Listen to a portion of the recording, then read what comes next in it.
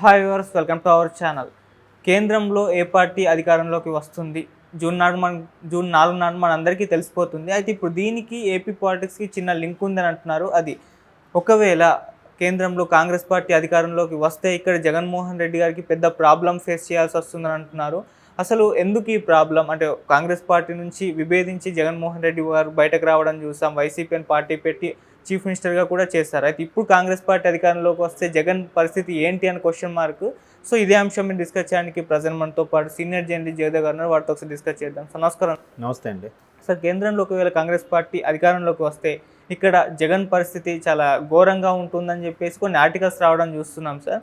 అంటే కాంగ్రెస్ పార్టీ నుంచి విభేదించే కదా వైసీపీ పెట్టారు. మరి ఆ పగతో కాంగ్రెస్ ఖచ్చితంగా ఆయన పైన ఒక పగ తీర్చుకుంటుంది అని అంటున్నారు. మరి దీనిపైన మీ ఒపీనియన్ ఏంటి? నిజంగా ఈ వార్తలు నిజం ఉందంటారా సార్? ఈ చర్చ చాలా చోట్ల విన్నాను నేను కూడా.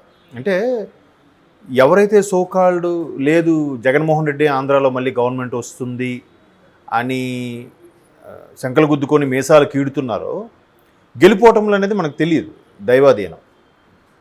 కొంతమంది కూటమి అంటున్నారు, కొంతమంది జగన్మోహన్ రెడ్డి అంటున్నారు. పక్కన పెడితే ఎవరు వచ్చినా ఏమొచ్చినా పర్వాలేదు, కానీ సెంట్రల్లో బీజేపీ వస్తే ఒక రకమైన పరిస్థితి, కాంగ్రెస్ వస్తే ఒక రకమైన సమస్య. బీజేపీ వస్తే ఒక రకమైన పరిస్థితి అంతే, బట్ కాంగ్రెస్ వస్తే ఒక రకమైన సమస్య. ఎలాంటి సమస్య?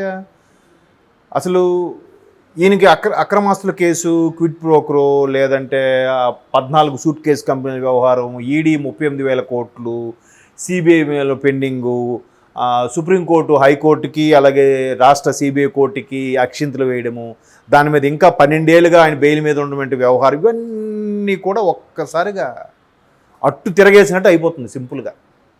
ఎందుకంటే ఏదైతే జగన్మోహన్ రెడ్డి గారు కాంగ్రెస్ పార్టీతో విభేదించి బయటకు వచ్చి బై ఎలక్షన్లో కడప నుంచి గెలుచుకొని సత్తా చాటారో, అక్కడికి కొద్ది రోజుల్లోనే సొంతంగా వైఎస్ఆర్ పార్టీ పెట్టారు. యువజన కాంగ్రెస్ శ్రామికులు అన్నట్టుగా, అదే వైఎస్ఆర్ అంటే వైఎస్ రాజశేఖర రెడ్డి అని అర్థం కూడా వచ్చేలాగా పార్టీ పెట్టారు. ఎప్పుడైతే పార్టీ పెట్టారో ఇంకా కాంగ్రెస్ అనేది ఒక విధంగా కాంగ్రెస్తో కొంత కలుపుకుపోయింది వైఎస్ఆర్ అనేది.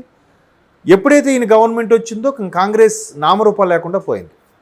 ఒకటి, విభజన వల్ల కాంగ్రెస్ ఆంధ్ర ప్రజలకి బాగా చేదు అనుభవం వచ్చింది.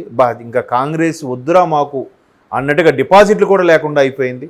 100 కన్నా తక్కువ ఓట్లతో వచ్చేలాగా అయిపోయింది పరిస్థితి.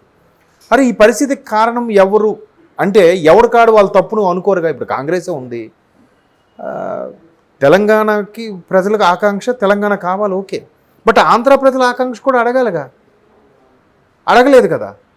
ఒక ఏంటి మీరు కావాలనుకో, జనరల్గా ఎవరైనా ఏమనుకుంటారంటే, ఇద్దరు అన్నదమ్ములు విడిపోయినప్పుడు ఆస్తి పంచి మా ఆస్తి మాక మా ఆస్తి మాక అని అనుకుంటారు. ఇక్కడ ఏమైంది, ఒక అన్నదమ్ముడు నాకు నా ఆస్తి నాకే ఇచ్చి అన్నాడు, ఇంకో అన్నదమ్ముడు లేదు లేదు నేను కలిసే ఉంటాను అన్నయ్యతో అని అన్నాడు. ఎందుకు? మేబీ వాళ్ళ ఆస్తులు ఇక్కడ ఉన్నాయనో, వాళ్ళతో ఇక్కడ రిలేషన్స్ ముడిపడి ఉన్నాయనో, లేదంటే వాళ్ళకి సంబంధించిన లావాదేవీలు అన్నీ కూడా హైదరాబాద్తో ముడిపడి ఉన్నాయని సందర్భంగానో అటువైపు ఆంధ్ర వాళ్ళు ఎక్కువగా మొగ్గు చూపలేదు.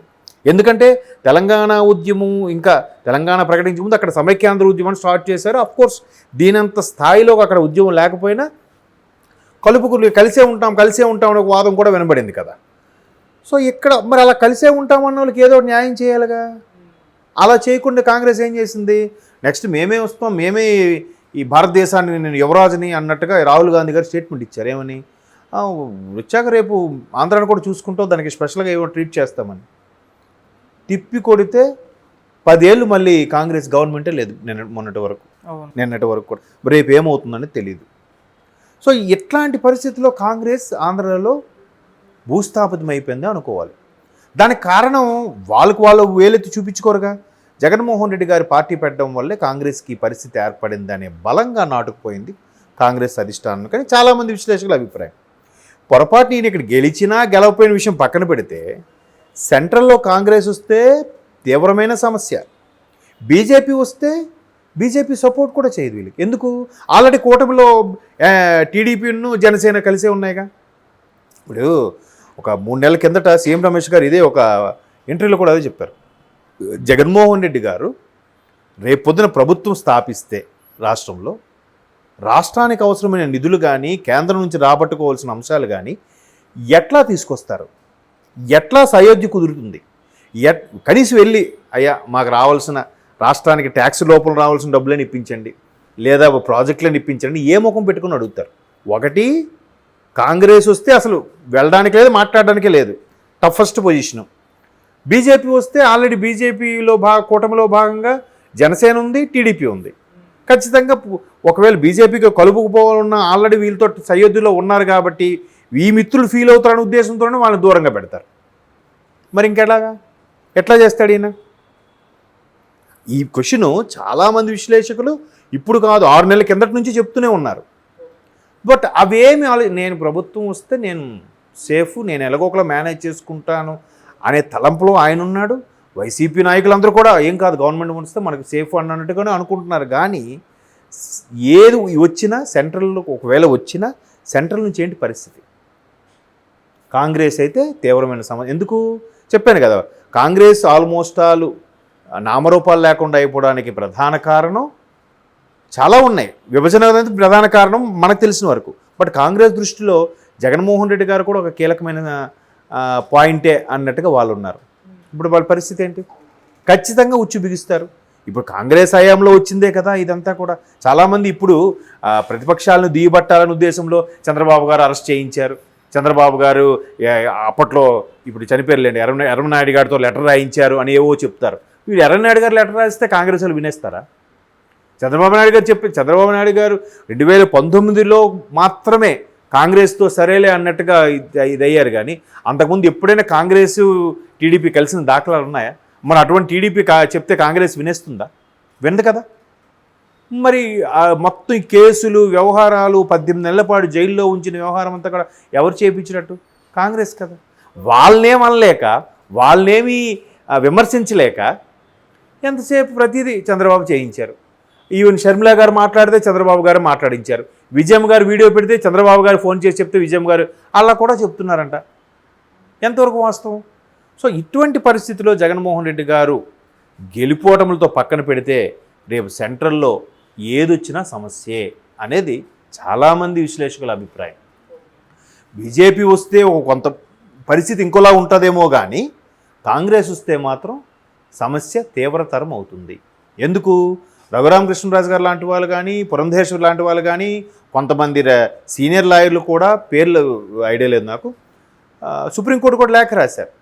12 ఏళ్ళుగా ఒక వ్యక్తి బెయిల్ మీద ఉండడం ఏంటి వ్యవహారం అంటే వెంటనే సుప్రీంకోర్టు తెలంగాణ హైకోర్టుకి కానీ, ఇక్కడ తెలంగాణలో ఉండే సిబిఐ కోర్టుకి కానీ వాళ్ళు లేఖ రాసింది.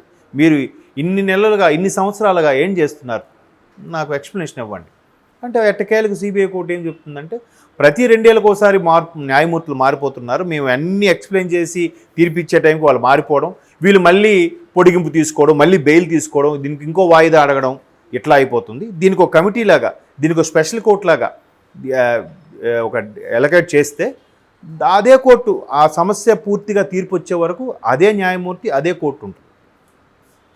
దాని ప్రకారం ఒక 6 నెలల్లో క్లారిటీ వచ్చేస్తుంది, లేదా ఒక సంవత్సరం 2 సంవత్సరాల్లో క్లారిటీ వచ్చేస్తుంది అనేటట్టుగా సిబిఐ కోర్టు వాళ్ళు ఎక్స్ప్లెయిన్ చేశారు సుప్రీంకోర్టుకి.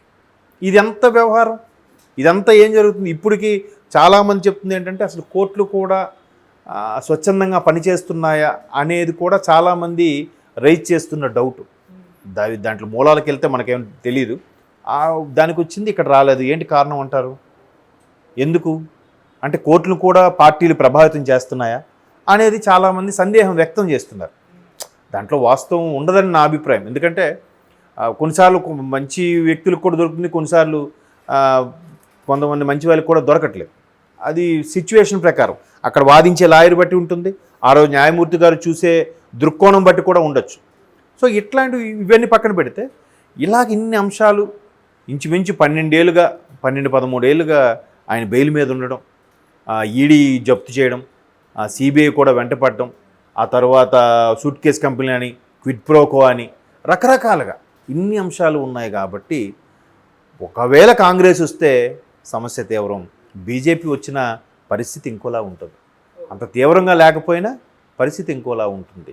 అందుకే జగన్మోహన్ రెడ్డి గారు ఏం కోరుకున్నారంటే, మన కాంగ్రెస్ కాదు, వైజాగ్ స్టీల్ ప్లాంట్ ఉద్యోగులతో మాట్లాడినప్పుడు కూడా బీజేపీకి తక్కువ సీట్లు రావాలని కోరుకోండి, మనకి ఎక్కువ సీట్లు వస్తే మన అవసరంతో గవర్నమెంట్ ఫామ్ అయితే మనకి అన్ని రాష్ట్రానికి అన్నీ ఉపయోగకరంగా ఉంటాయి అన్నట్టు చెప్పారు. కానీ రాష్ట్రానికి పొజిషన్ పక్కన పెడితే ఆయనకి బెనిఫిషియల్గా ఉంటుందని నా అభిప్రాయం.